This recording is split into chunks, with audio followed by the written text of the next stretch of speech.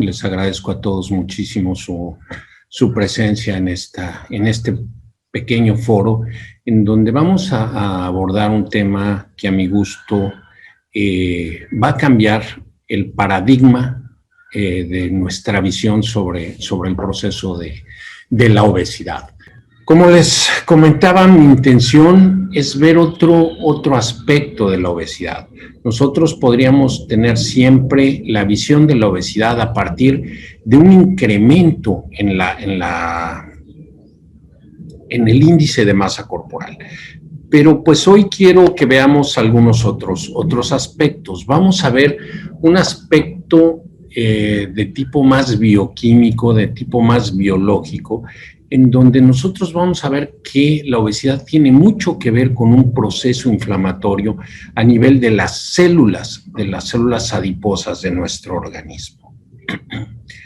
Si nosotros nos remontamos a la Edad Media, nos remontamos a la época de Leonardo da Vinci pues revisamos el concepto que se tenía de perfección en aquel entonces y vamos al hombre de Vitruvio, vemos cómo sus formas, sus condiciones, todo, no tenía ningún acúmulo extra ni de peso ni de kilos y mucho menos de grasa. Hoy, con el paso del tiempo, nos acostumbramos a ver a gente cada vez con mayores acúmulos de grasa, con mayores modificaciones de su estatus corporal asociado a acúmulos de tejidos que no deberían estar en esos lugares. Sin embargo, ahora todo esto lo vemos como normal. Qué triste es, por ejemplo, salir a dar un paseo en la mañana a nuestro hermoso lago Chapultepec y encontrarnos con imágenes tan grotescas como esta, en donde nuestro amigo, pues con gran cantidad de grasa corporal, no solo en su exterior, sino evidentemente también en el interior, y a esto asociado, bueno, pues seguramente acantosis nigricans en su cuello, y seguramente grandes cambios a nivel arterial que están poniendo en peligro su vida.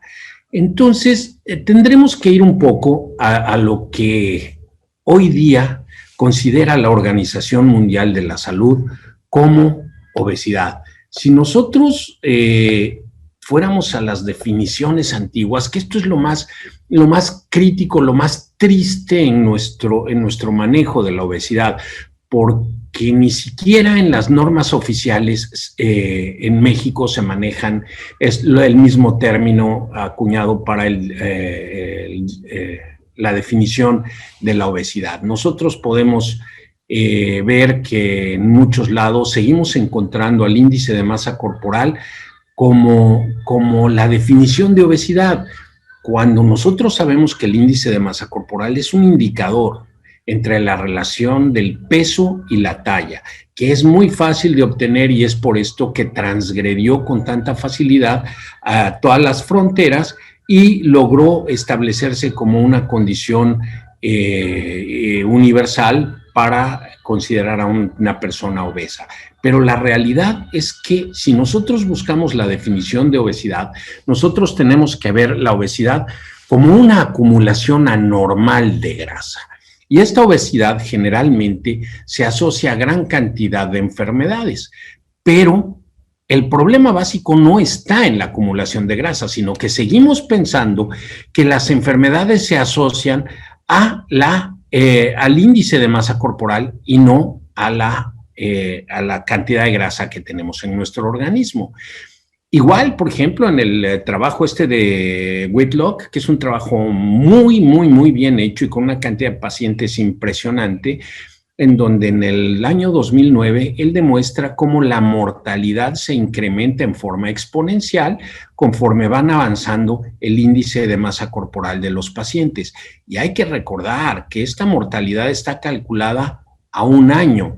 ¿Qué quiere decir esto? Que bueno, que una persona que tiene un índice de masa corporal entre 36 y 40 tiene algo así como un 32% más de probabilidades de morir el siguiente año que una persona que tiene un índice de masa corporal por debajo de 25. Entonces, esto a nosotros, bueno, pues nos pone en un entredicho. ¿Por qué todo mundo maneja el índice de masa corporal como el proceso de obesidad y nosotros no buscamos un consenso fisiopatológico de lo que estamos viviendo?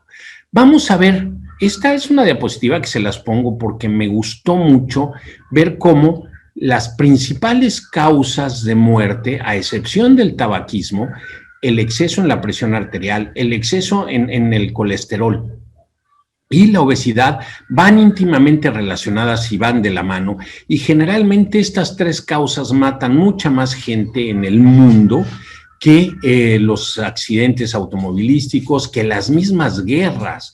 Entonces, todo esto es algo que nos tiene que poner muy alerta en cuanto al manejo de este proceso de obesidad.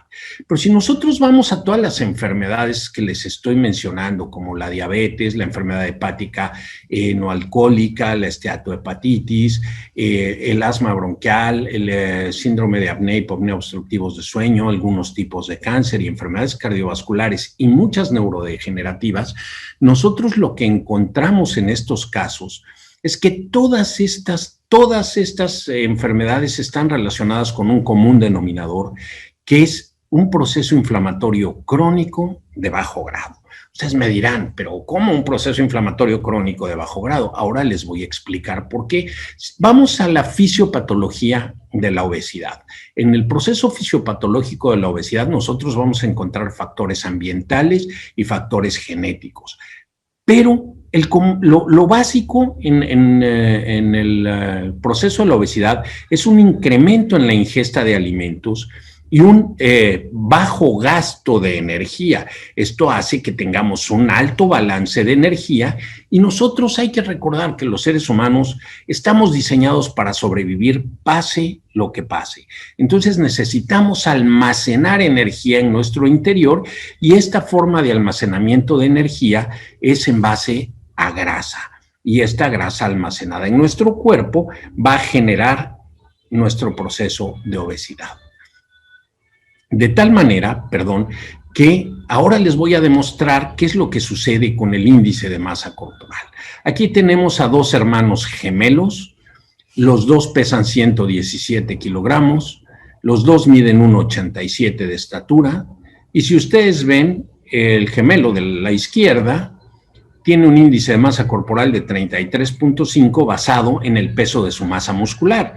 Y el gemelo de la derecha tiene el mismo índice de masa corporal de 33.5, pero basado en acumulación anormal de grasa. Evidentemente es un hecho que uno de los dos pues no es un paciente obeso, a pesar de tener un índice de masa corporal muy, muy alto. Es el mismo caso, por ejemplo, cuando se pone algunos artistas de cine que no quiero pues mencionar porque no quiero caer en críticas, pero bueno, les diré que hay gente que tiene grandes cantidades de acúmulos de grasa en su cuerpo y esto les genera índices de masa corporal muy altos, pero también hay muchos deportistas de alto rendimiento. Pondremos el ejemplo de Michael Jordan, por ejemplo, que es una gente que mide 2,9 metros y que en sus 2,9 metros, pues tiene un índice de masa corporal por arriba de 35, pero es una gente que ahora sí ni la uña le entra en sus músculos, ¿no? Es una gente muy fuerte que no tiene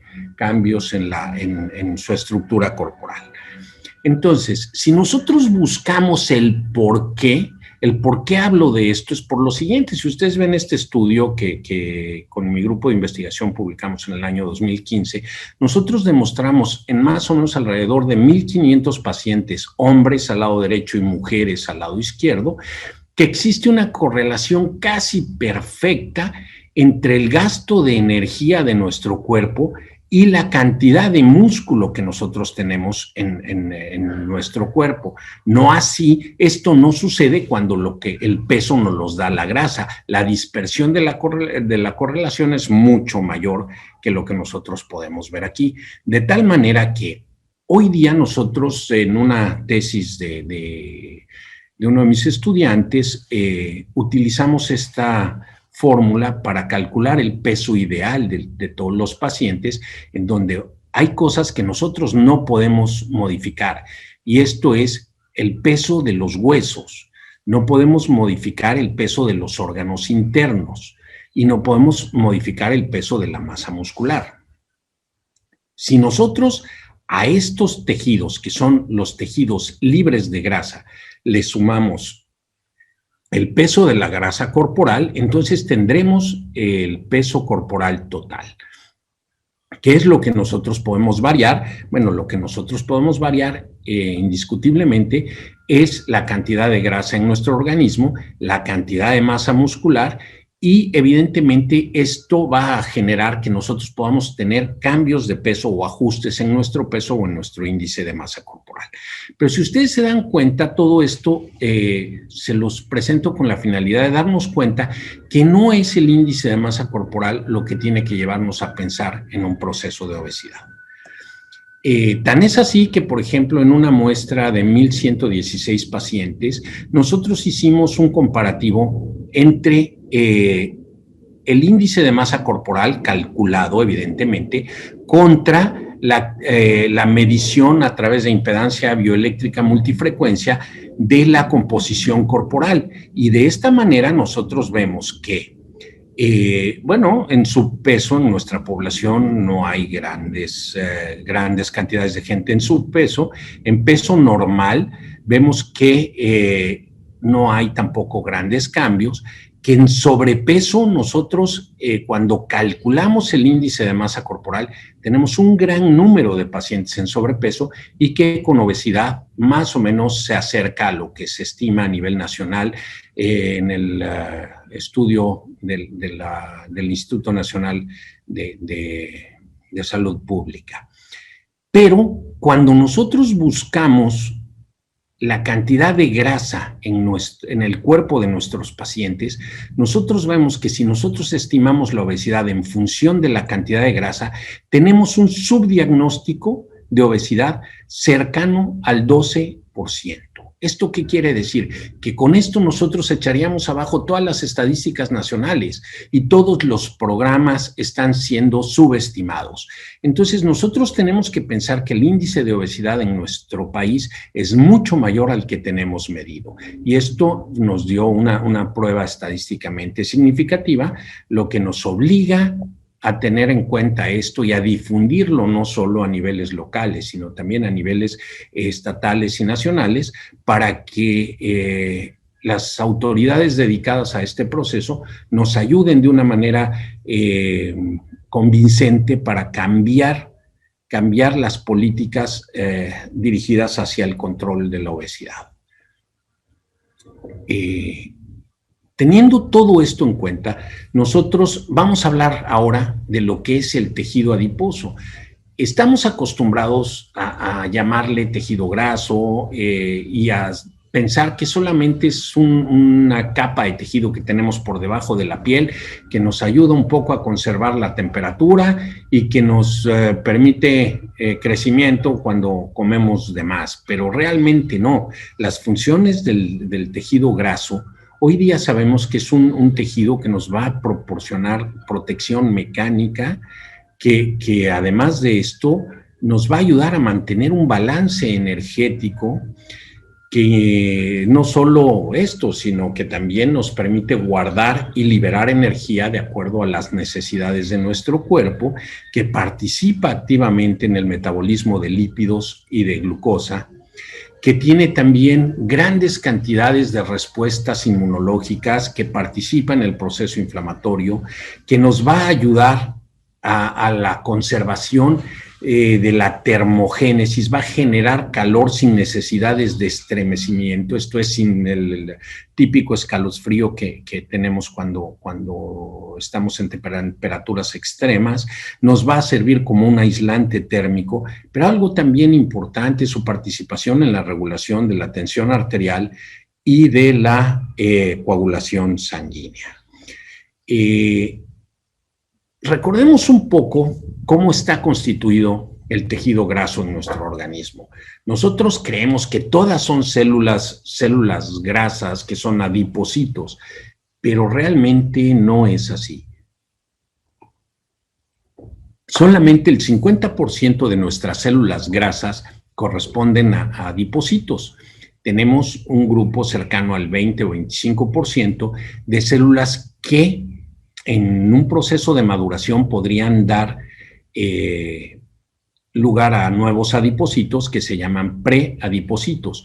Pero algo muy importante, tenemos células del sistema inmune, sobre todo macrófagos, que en su mayoría en etapas iniciales son macrófagos no activados, macrófagos tipo 2, que ahora vamos a platicar un poco sobre ellos.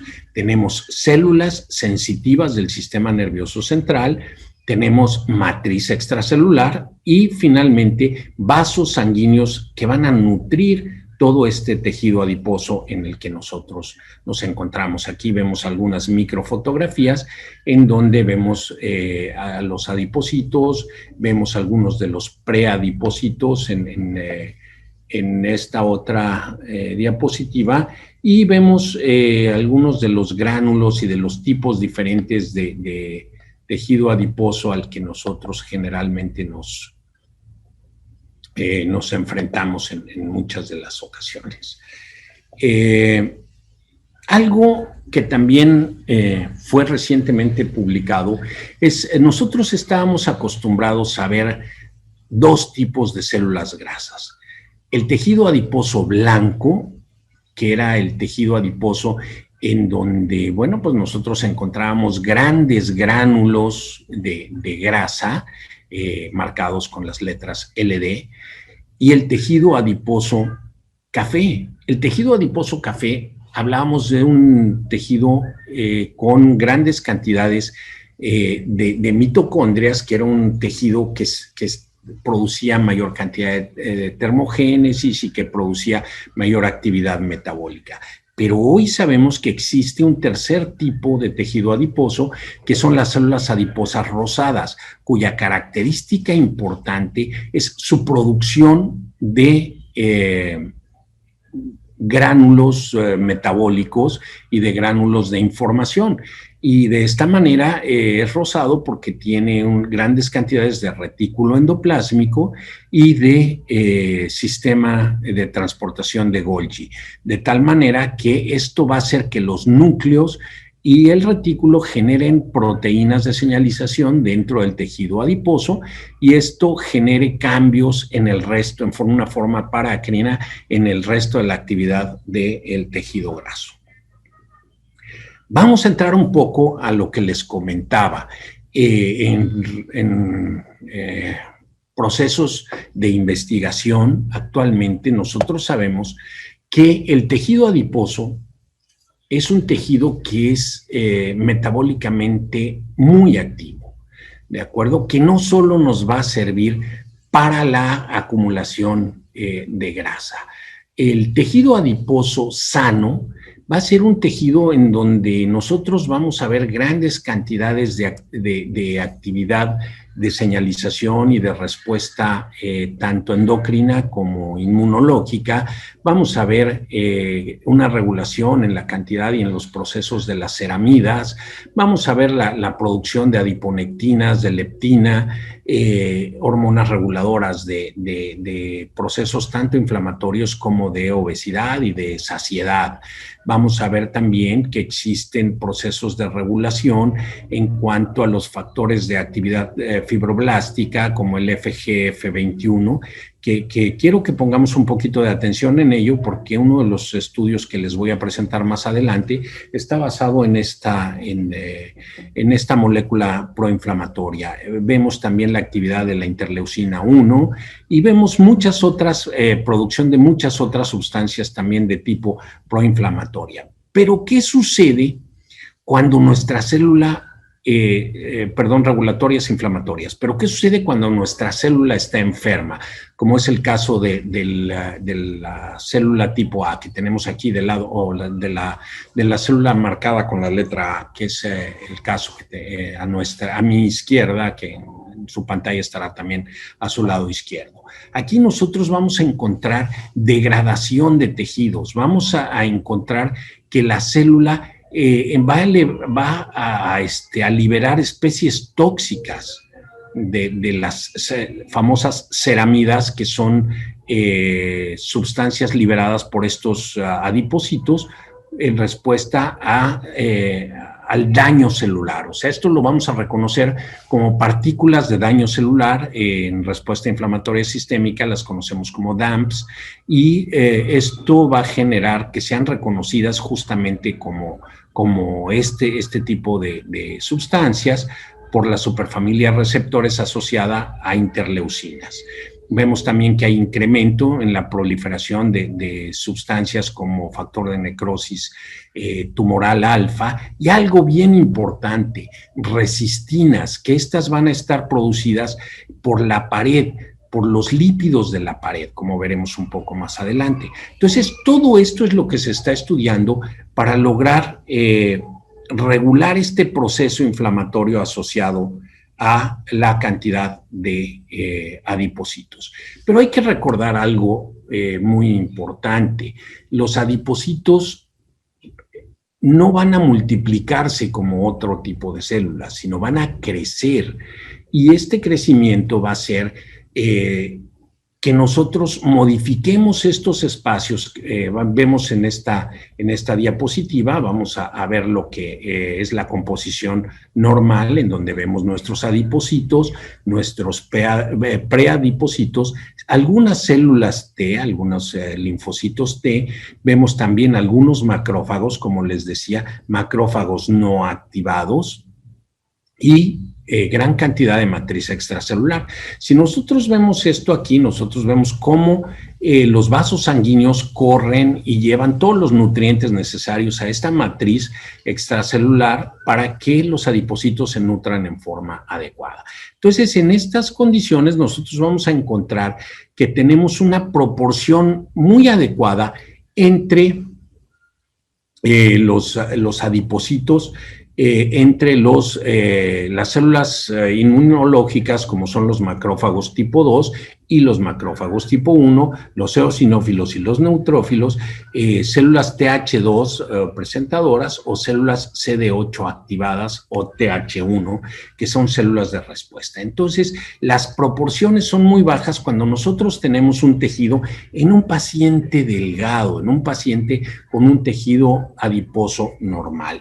¿Qué sucede cuando este tejido adiposo va a sufrir el proceso de hipertrofia? Recordamos, no va a haber hiperplasia, las células no se van a multiplicar, solamente van a crecer y van a generar este proceso de hipertrofia. Este proceso de hipertrofia se caracteriza por un incremento en el tamaño de las células, por un incremento en la liberación de ácidos grasos libres, por disminución en la producción de adiponectina, por incremento en las citoquinas proinflamatorias. ¿Y por qué sucede esto? Bueno, esto sucede porque nosotros, al incrementar el tamaño de de nuestras células grasas, lo que va a suceder es que vamos a tener cambios importantes de aporte de nutrientes y vamos a tener también un proceso de estrés oxidativo, en donde todas las células van a empezar a sufrir de hipoxia. Al haber esta hipoxia, nuestras células de defensa van a actuar, van a empezar a modificarse, y los macrófagos no activados van a activarse y se van a convertir en macrófagos tipo 1. Por tener una idea más o menos, este es un comparativo que bueno, pues de alguna manera se me ocurrió y me parece muy ad hoc en este momento. Hagan de cuenta que los macrófagos tipo 2, ustedes vieron la película de Don Gato y su pandilla, en donde el policía de la esquina, el famoso agente Matute, pues es un policía bonachón que no tiene ningún proceso, que a lo más que le tira es a coger el teléfono y hablarle al sargento para avisarle que algo está pasando. Y los macrófagos tipo 1, hagan de cuenta que son las células de defensa, pero ya como SWAT, todos equipados, dispuestos a matar o a morir. Entonces, ¿qué es lo que sucede conforme se ve incrementado el tamaño? La hipoxia se va acentuando. Estos macrófagos van a hacer un proceso de rodear a las células que están sufriendo mayor cantidad de hipoxia y formar las famosas crown cells o células coronadas, que son las células que van a morir por un proceso de apoptosis por falta de actividad, de resolución en sus tejidos. Entonces nosotros en este tipo de tejidos vamos a tener grandes cantidades de cambios, de liberación de interleucinas y de liberación de prostaglandinas, de leucotrienos y todas los reactantes de inflamación más importantes a nivel celular. Esto lo que hace es que evidentemente se produzca un cambio en el balance de las células buenas a nuestro lado izquierdo y de las células activas e inflamatorias en nuestro lado derecho. Y esto inicia la disfunción de nuestro tejido adiposo. De tal manera que, como ustedes lo ven en esta gráfica, vamos a ver aquí la formación de células esponjosas o de células coronadas. Por ejemplo, en los pacientes delgados, vemos cómo realmente no hay formación de este tipo de células. En los pacientes con sobrepeso empezamos a ver algunas formaciones, por aquí un outlier, un grupo fuera de lo normal, un paciente fuera de lo normal, pero como en los pacientes obesos, prácticamente en todos los pacientes tenemos esta elevación de estas células en donde nosotros nos damos cuenta cómo nuestros adipocitos empiezan a morir, empiezan a marcarse con actividad de una señalización que es la CD68 y al final de cuentas llegan a un proceso de apoptosis. Y si nosotros lo vemos en esta gráfica, por ejemplo, en la gráfica de la extrema derecha, en la gráfica E, nosotros nos damos cuenta cómo esto sucede en la grasa subcutánea, pero mucho más importante en la grasa intraabdominal. De tal manera que si nosotros vemos cómo la cantidad de células inflamatorias se van incrementando, vamos en el tejido, sobre todo en el tejido intraabdominal, que son las barras negras en la gráfica, nosotros vamos a ver cómo, por ejemplo, en el paciente delgado, la cantidad de cuerpos lipídicos dentro de las grasas estamos más o menos en un nivel normal, pero cómo existe una diferencia significativa en cuanto al paciente con sobrepeso y el paciente con obesidad, y en donde no solo se va a manifestar en el tejido peritoneal, sino también en el tejido subcutáneo. Entonces, conforme se va incrementando este proceso, nosotros vamos viendo cómo, otra vez basado en el índice de masa corporal, cómo la cantidad de estas células se va incrementando conforme el índice de masa corporal es mayor. Ahora, esto es una explicación muy clara de cómo es que se sucede el proceso inflamatorio en estos pacientes. Nosotros vamos a ver aquí una célula a nuestra izquierda, una célula lipídica dañada, rodeada de macrófagos activados, en donde, como comentábamos, va a liberar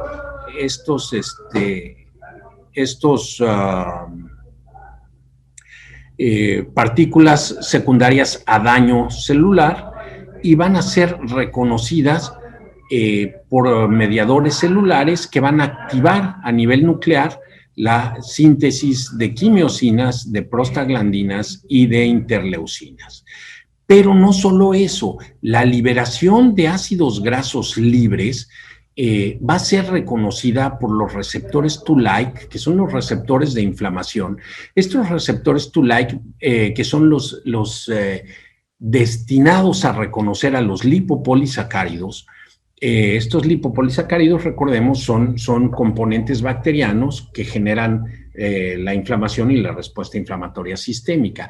Entonces, estos receptores de la familia Toll-like, tanto los tipo 2 como los tipo 4 van a reconocer a los ácidos grasos libres y van a activar la cadena de inhibición del factor de transcripción nuclear kappa para generar a nivel del núcleo. Una vez que este factor de transcripción es translocado a nivel del núcleo celular, va a generar la expresión de todas estas proteínas proinflamatorias. Y lo mismo sucede cuando hay hipoxia celular o cuando hay factores mecánicos de estrés oxidativo, como presión excesiva, etcétera, etcétera. Entonces, esto es lo que, como les comentaba, el exceso en el tamaño de nuestros adipocitos va a generar un proceso inflamatorio crónico totalmente inespecífico. Entonces, cuando nosotros bajamos de peso, no estamos resolviendo la inflamación de nuestro tejido graso. ¿Por qué les digo que no lo estamos resolviendo? Es que es muy fácil de entender. Las células que ya estaban dañadas, aunque el resto de las células hayan bajado su tamaño y su condición, las células que ya estaban rodeadas de macrófagos, que ya estaban dañadas, van a seguir aumentando la producción de macrófagos tipo 1, van a seguir liberando factores quimioatrayentes de macrófagos, y esto va a perpetuar la lipoinflamación. Entonces, la lipoinflamación evidentemente no nos va a ayudar con la pérdida de peso, o sea, no va a ser resuelta con la pérdida de peso.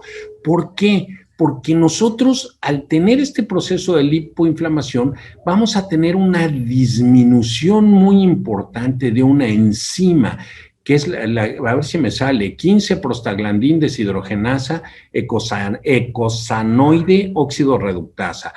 Esta enzima hace que se sinteticen las resolvinas a partir de los ácidos grasos omega 3. Y ahora aparece una tentativa de tratamiento para resolver este proceso de inflamación crónica, en donde nosotros lo que vamos a hacer es modificar la actividad de la pared celular de nuestros adipocitos para incrementar la síntesis de resolvinas, que es lo que hoy día tenemos disminuido a través de la actividad del famosísimo ácido araquidónico, que durante muchos años ha sido el malo de la película.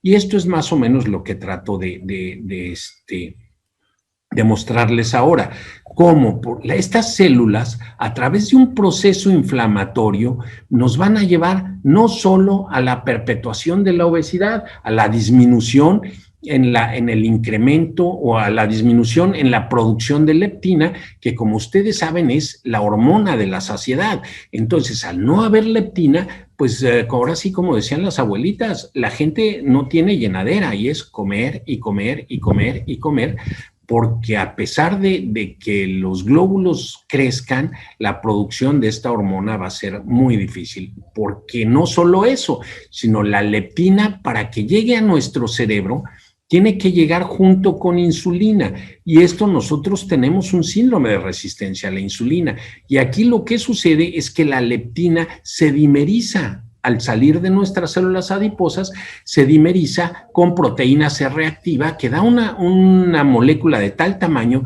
que no atraviesa la barrera hematoencefálica.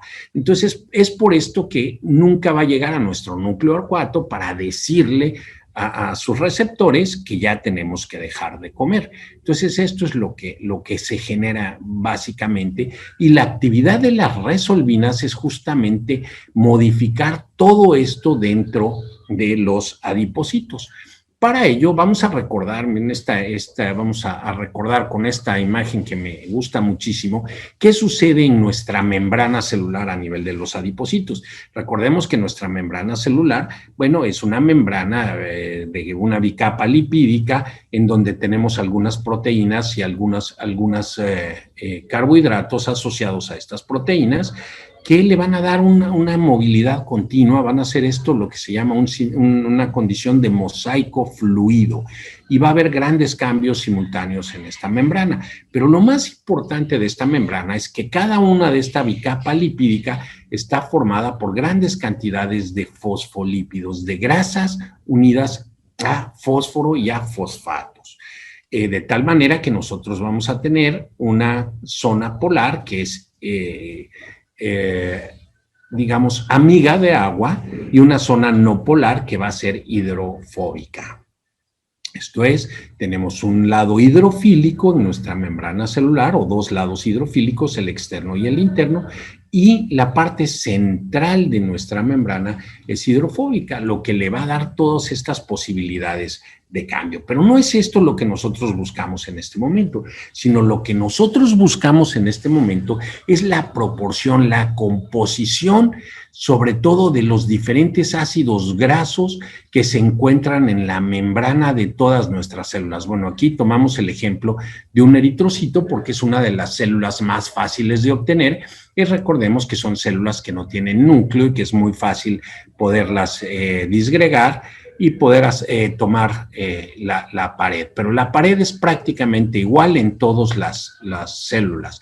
Y nosotros sabemos que existen 64 diferentes ácidos grasos en esta biomembrana, y que de ellos, en forma muy importante, vamos a encontrar el EPA y el DHA. ¿Estos qué son? Bueno, estos son los ácidos grasos omega 3, de tal manera que nosotros tenemos en condiciones normales una proporción de 3 a 64, que quiere decir que nosotros tenemos 4.6% aproximadamente de estos lípidos en nuestra membrana celular. El DHA prácticamente es el ácido graso omega 3 más abundante en las membranas. Es también uno de los más variables. También tenemos que pequeñas cantidades del EPA y del ácido están presentes en condiciones normales en nuestros tejidos. El ácido perdón, ahora se los digo. Y que en diferentes partes de nuestro organismo se encuentran diferentes proporciones de estos ácidos grasos. Lo más importante es que nosotros tenemos que tener un índice de omega 3 que vaya de discretamente por debajo de 4 a casi 8. ¿De acuerdo? ¿Esto qué quiere decir? Que nosotros tenemos que tener un índice intermedio o un índice mayor de 8 para que sea adecuado. Y si nosotros analizamos la muestra de una gran cantidad de células, nosotros vemos que en los pacientes obesos solo el 9% se encuentran de un nivel intermedio hacia un nivel adecuado. Quiero tocar un poco lo que son los ácidos grasos para poder entendernos un poco más hacia dónde vamos. En nuestro mundo, en nuestro medio, generalmente, nosotros vamos a encontrar gran cantidad de ácidos grasos. Los ácidos grasos tenemos desde ácidos grasos saturados, esto quiere decir que los 4 enlaces de los carbonos constituyentes de la cadena de los ácidos grasos están ocupados, y los grasos insaturados, que son predominantemente ácidos grasos provenientes de vegetales, son ácidos grasos en donde tenemos dobles enlaces. Estos dobles enlaces pueden ser únicos, como en los grasos monoinsaturados, o poliinsaturados cuando son múltiples, como en el caso del omega 6 y omega 3. Hace rato el ácido que no me acordaba es el ácido linoleico, perdón, alfa-linolénico. que es también otro de los ácidos omega 3. Como les comentaba, ¿a qué nos referimos cuando hablamos de ácidos omega 6 y omega 3? Bueno, aquí yo creo que vale la pena irnos un poco a la descripción clásica de la nomenclatura de los ácidos grasos, en donde los ácidos grasos, recordemos que tienen dos sistemas de nomenclatura. Uno, partiendo del número, bueno, son básicamente tres, partiendo del número de carbonos, y partiendo del número de carbonos, nosotros vamos a ver este numerito aquí, este 18, que es el número de carbonos y es el que tiene el ácido alfa-linolénico, y el número 2 quiere decir que tiene dos dobles enlaces. Después tenemos aquí la letra omega, que quiere decir que el primer doble enlace está partiendo del último carbono, que es el carbono omega.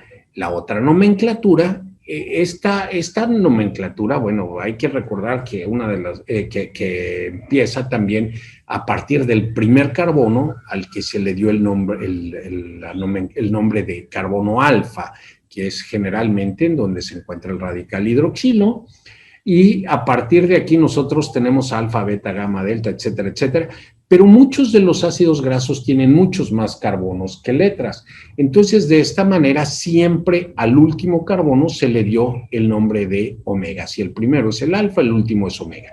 Entonces, de acuerdo al número de carbonos, que son 18 carbonos, el número de dobles enlaces, que en este caso son 2, y el primer doble enlace se encuentra en el sexto carbono a partir el último del carbono omega. Y así nosotros tenemos, por ejemplo, que el ácido linoleico y el ácido araquidónico, que como les decía hace un rato es el malo de la película, son ácidos omega 6, pero que el ácido alfa-linolénico, el ácido eicopentaesanoico y el ácido docohexaenoico, que son EPA y DHA para los cuates, para no enredarnos tanto, son ácidos grasos omega 3, y estos quiere decir que tienen su primer doble enlace en el tercer carbono. 1, 2, 3. 1, 2, 3, 1, 2, 3. Entonces, de esta manera, estos ácidos grasos con carbono 6 muchas veces actúan como precursores de ácido araquidónico, que es a partir del que todas las prostaglandinas, que son sustancias de señalización proinflamatorias, nos van a generar la respuesta inflamatoria. ¿Qué sucede? Bueno, nosotros sabemos que no siempre comemos en forma apropiada estos ácidos grasos, que el ácido graso esencial básico de nuestra dieta son el ácido linolénico y el ácido alfa-linoleico, de tal manera que nosotros tomamos ácidos grasos con 18 carbonos, que son ácidos grasos de cadena media, pero para que nosotros podamos generar el ácido eicopentaesanoico o logremos formar el docohexaenoico, nosotros lo que necesitamos es una serie de cambios metabólicos generados por delta desaturasas o por elongasas. Las delta desaturasas lo que van a hacer es quitar dobles enlaces quitar enlaces y generar dobles enlaces para que ahí se puedan sumar nuevas moléculas de carbono y nosotros hagamos crecer estos ácidos grasos, que es un proceso metabólico muy caro desde el punto de vista energético, hasta que nosotros podamos formar ácidos grasos de 22 o de 24 carbonos. Entonces, les comentaba, ¿qué es lo que sucede? Acuérdense que nosotros en nuestra membrana celular tenemos fosfolípidos, en donde cuando por respuesta inflamatoria, por hipoxia o por lo que ustedes quieran, se produce la liberación de fosfolipasa A, entonces generalmente vamos a tener actividad muy importante del ácido araquidónico, que es un ácido graso que tiene grandes cantidades dentro de la pared celular. Este ácido araquidónico va a dar liberación de ciclooxigenasa y de lipooxigenasa. Esta ciclooxigenasa y lipooxigenasa, ¿qué es lo que van a hacer? Van a liberar prostanoides o prostaglandinas de serie 2, que son evidentemente prostaglandinas, tromboxanos y prostaciclinas. Y por parte de la lipooxigenasa, leucotrienos. Todos ellos sustancias altamente inflamatorias. Y esto es cuando nosotros estamos, como les comentaba hace un par de diapositivas, deficientes de esta 15-prostaglandín deshidrogenasa, que es la que inhibe la síntesis de ácido eicopentaesanoico y docohexaenoico, que son, como les decía, EPA y DHA. ¿Por qué nosotros necesitamos estos ácidos grasos? Porque la lipooxigenasa que ellos producen nos va a dar leucotrienos de la serie 5 y grandes cantidades de resolvinas y proteínas, de tal manera que nosotros vamos a tener mayor cantidad de sustancias antiinflamatorias que sustancias proinflamatorias. Y así es como actúan los ácidos omega 3 en las células de nuestro organismo. Aquí vemos otra tabla en donde, bueno, nosotros vemos los precursores intermedios de los ácidos araquidónicos, del EPA y del DHA, y nosotros vemos cómo EPA y DHA básicamente nos llevan a la producción de gran cantidad de resolvinas para la restitución de la inflamación y el manejo de la homeostasis, mientras que el ácido araquidónico a lo que nos lleva es a un proceso de inflamación crónica. De tal manera que, bueno, cuando nosotros tenemos estos ácidos grasos sustituidos, nosotros vamos a llevar esta vía de activación de los omega 3 hacia el proceso de antiinflamación, y este proceso de antiinflamación va a frenar el síndrome de resistencia a la insulina activado por todo el proceso inflamatorio, ya sea por inflamosomas o por caspasas, que esto nos va a llevar a la lipotoxicidad. Quiero presentarles este estudio, que es un estudio muy interesante, en donde nosotros vamos a ver cómo los pacientes suplementados con ácidos omega 3 básicamente van a modificar su respuesta inflamatoria. Nosotros vemos cómo está. ¿Se acuerdan de la grafiquita que les presenté donde estaban la cantidad óptima y la no óptima de ácidos grasos?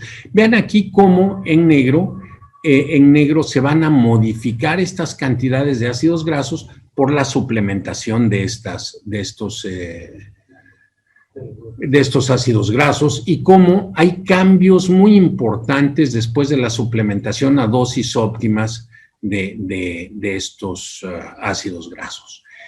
Nosotros vemos cómo la respuesta en el incremento se da tanto en hombres como en mujeres, y al aislar las diferentes células, como llega a incrementarse dentro de la pared celular el número total de estos ácidos grasos antiinflamatorios. Pero bueno, ¿cómo ingerir la cantidad adecuada de estos ácidos grasos?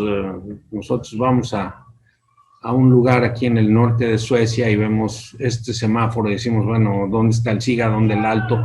Y nosotros, ¿qué es lo que nosotros necesitamos pensar? La cantidad adecuada, bueno, tiene que ser un ácido graso rico en EPA, rico en DHA, y para esto, ¿qué hago? Me pongo a comer pescado, me tomo aceite de pescado, ¿qué va a pasar con mis triglicéridos?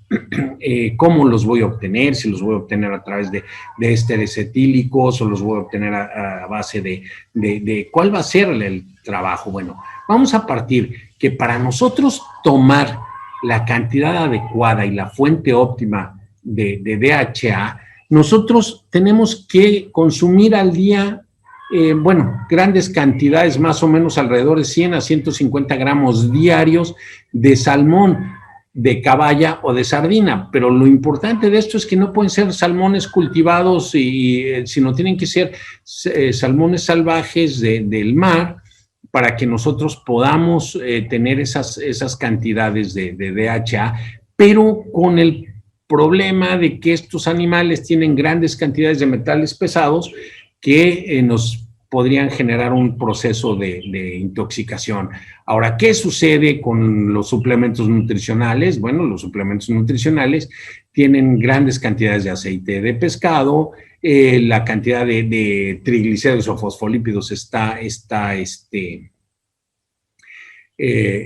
no está controlada y habitualmente contienen grandes cantidades de ésteres etílicos porque es a través de estos alcoholes como se pueden liberar los ácidos grasos omega 3 en el aislamiento de estos animales. Entonces, ¿qué es lo que nosotros tenemos que buscar?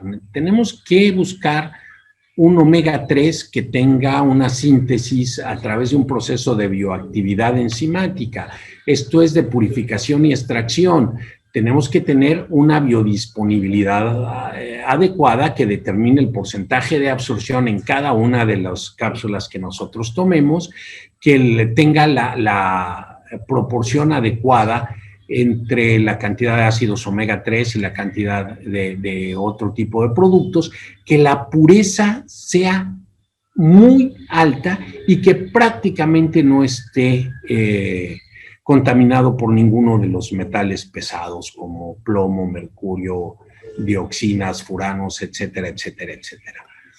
Entonces, ¿qué es lo que sucede? Bueno, pues nosotros tenemos que buscar un ácido omega 3 o un grupo de ácidos omega 3 en una proporción óptima que sea de 3.5 a 2.5, porque esto optimiza el efecto del DHA en la producción de resolvinas.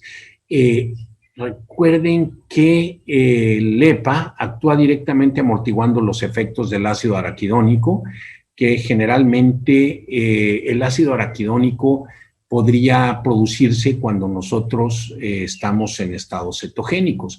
Entonces, es muy importante que nosotros, al manejar una reducción de peso a través de una dieta cetogénica controlada, como es el método CELE, nosotros definitivamente tenemos que suplementar a nuestros pacientes con ácidos omega 3 y omega 6. Ahora, ¿qué es lo que nosotros buscamos en una fase posterior ya de mantenimiento? Nosotros tenemos que ya una vez que se reguló el proceso inflamatorio, nosotros tenemos que seguirle dando a nuestros pacientes estas cantidades para mejorar la salud cardiovascular y mejorar todos los cambios que se producen, sobre todo a la liberación del ácido araquidónico. Aquí vemos cómo el DHA no solo es el ácido más importante, sino que se encuentra en gran cantidad en los órganos, que necesitamos solamente pequeñas cantidades de alfa-linolénico y de EPA, que están en los tejidos en forma normal, pero que además el DHA necesitamos cantidades muy superiores, tanto en nuestro cerebro como en nuestra retina. Este es otro de los estudios, ¿se acuerdan que les comentaba el factor de transcripción de macrófagos FGF21? En donde en este estudio a mí es un estudio que me gusta mucho porque se comparó, bueno, aquí en este caso a mí me tocó participar de alguna manera, se hizo un estudio comparativo entre los pacientes con peso normal, con sobrepeso y con obesidad y obesidad mórbida. Y se vio que esta molécula proinflamatoria generalmente se veía mucho más expresada en las personas con sobrepeso, con obesidad y con obesidad mórbida. Pero bueno, esto lo que se hizo es que en pacientes sometidos a cirugía bariátrica se midieron las cantidades de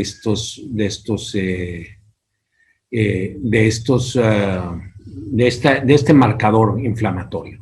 ¿Y qué es lo que sucedió? Bueno, vamos a ver nosotros una intervención con una dieta cetogénica en donde nosotros vemos el peso de nuestros pacientes como más o menos en tiempos similares, los pacientes operados perdían 18 kilos, pero nuestros pacientes llegaban a perder 11 o 12 en el mismo tiempo sin una intervención quirúrgica.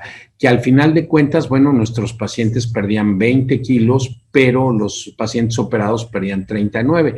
Pero aquí hay algo bien importante. En el proceso de la cirugía bariátrica, nosotros al medir la respuesta inflamatoria, nosotros vemos cómo en los pacientes sometidos a una dieta cetogénica suplementada con ácidos grasos, la disminución en los valores de esto quiere decir delta del FGF21 fue sustancial. Si ustedes ven aquí, la escala es negativa y vamos del 0 al menos 100, mientras que en los pacientes sometidos a cirugía bariátrica vemos cómo a partir del 0 se incrementó. Nosotros quisimos explicar esto haciendo énfasis en que, bueno, la respuesta inflamatoria sistémica durante el primer mes de un proceso operatorio era muy fuerte. Pero ¿qué sucedió hacia el mes 6? O sea, cuando ya la respuesta inflamatoria sistémica tenía que haber disminuido, aquí seguíamos con un incremento muy importante de este proceso inflamatorio.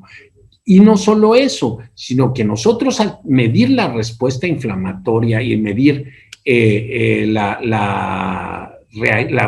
síndrome de resistencia a la insulina, vemos que los pacientes sometidos a una very low calorie diet, a una dieta cetogénica controlada, disminuyeron en forma importantísima la respuesta al síndrome de resistencia a la insulina, y que los pacientes de cirugía bariátrica, aunque no redujeron en forma tan importante. Esto nosotros lo explicamos de acuerdo a los cambios en la respuesta inflamatoria. Pues creo que con esto queda más que demostrado la necesidad de utilizar ácidos grasos omega 3, sobre todo una proporción apropiada de un ácido graso altamente purificado, como el que tenemos en Celé, para el tratamiento de nuestros pacientes. No sé, ahora sí me voy a dejar de compartir mi pantalla para regresar aquí con ustedes y poder saber. Voy a abrir el chat porque veo que hay 4 o 5 preguntas. A ver. Buenas noches, quería preguntar sobre la constancia, ¿la envían por correo? Bueno, esto evidentemente lo tendrá que responder en un momentito más la licenciada Gabriela. Así es, la constancia ya está respondida esta pregunta. ¿Qué pronostica el índice omega? Bueno, el índice omega no es un factor pronóstico, es la cantidad de omega 3 que se tiene en la pared celular. Recuerden que decíamos que, bueno, lo ideal es tener por arriba de 4.6, pero que la proporción óptima es tener por arriba de 10 para disminuir la respuesta inflamatoria. Tenemos aquí otra pregunta. La resistencia a la leptina.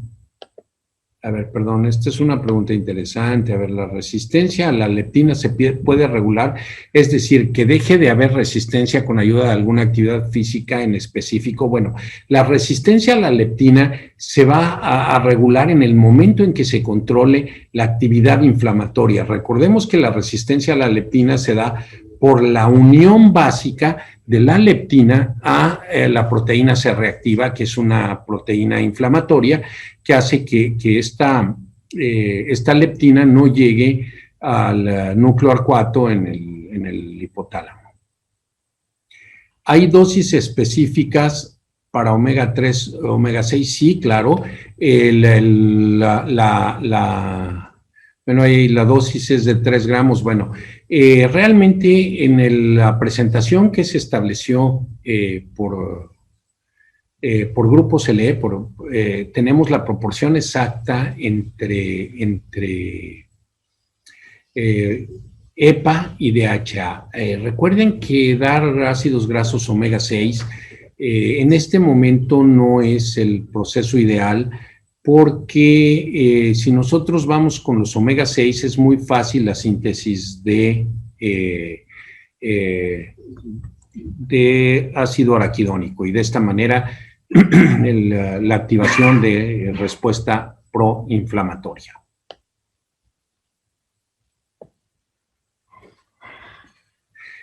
A ver, el ácido que tenemos, los omegas que tenemos ahorita disponibles en Celé, lo que nosotros recomendamos es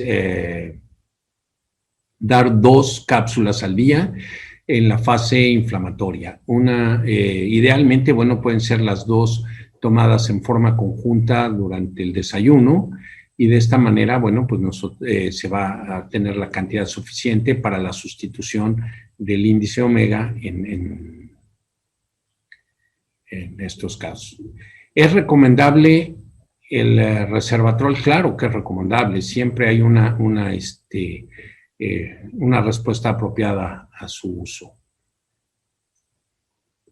¿Por cuánto tiempo se debe suplementar al paciente con omega 3? Bueno, a ver, idealmente, durante la fase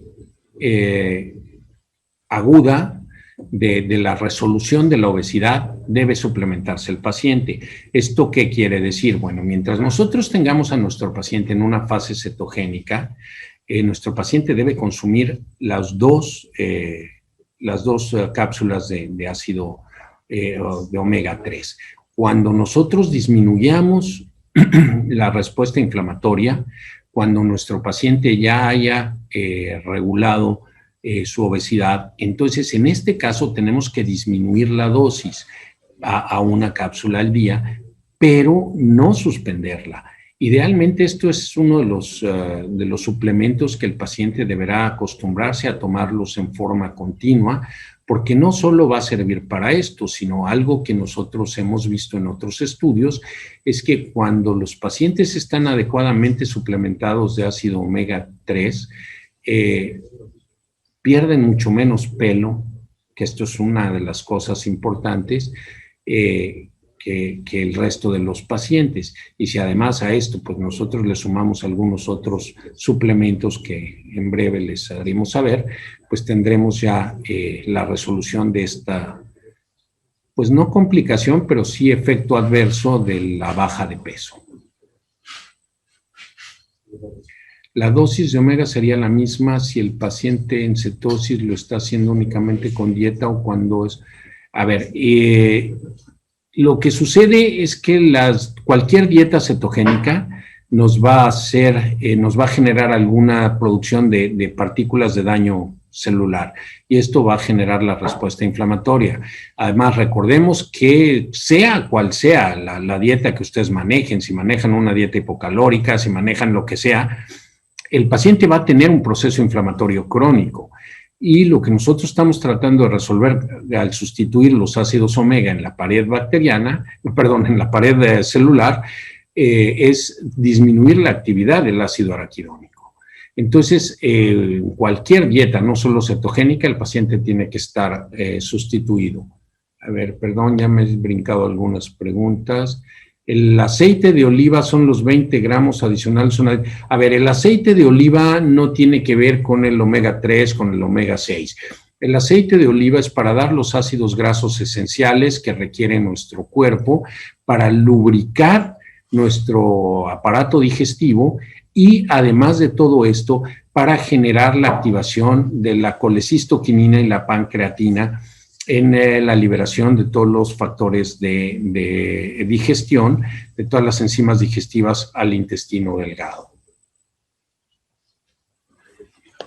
Supongo que va a establecer, supongo que ya establecer el omega 3 en una dosis adecuada para siempre es adecuado, y más en las zonas donde el consumo de pescado o alimentos son bajas. Claro, efectivamente. Ahora, recordemos que no es fácil que una persona consuma 1 kilo de salmón salvaje a la semana como para tener la dosis óptima de ácido araquidónico, de ácidos omega 3 en nuestro organismo. Entonces, yo creo que sí es importante en cualquier parte, aunque haya que haya suficiente consumo de pescado, es importante que se tomen la suplementación. creo que ya lo comentamos. Idealmente, bueno, pues no existe un ideal, pero mientras más tiempo lo tomen, vamos a tener muchos mejores resultados. Los omega de Selé son botes de 60 cápsulas. Sí, efectivamente, son botes de 60 cápsulas con la proporción óptima de ácido de EPA y de DHA. Entonces, sí, efectivamente, vamos a darle al paciente todos sus requerimientos, que son aproximadamente una dosis cercana a los 3 gramos. Yo en dislipidemia dejo 3 gramos de omega, en obesidad sería la misma indicación, desconozco las presentaciones de Selé, soy médico. Sí, doctora, como vemos aquí arriba, bueno, la licenciada Piña, Norma Piña, nos está diciendo que los ácidos omega de Selé vienen con una presentación de 60 cápsulas y que cada cápsula trae 1.371 gramos, y esto nos daría la dosis muy cercana a los 3 gramos que se requieren en una proporción, como les decía, de 3.5 a 2.5 en cuanto a la cantidad de ácidos grasos omega 3 y omega 6. No sé si de ácidos grasos, tanto de EPA como de DHA, me quedé con los omega, pero bueno, no sé si haya alguna otra pregunta o haya alguna otra comentario, estoy a sus órdenes.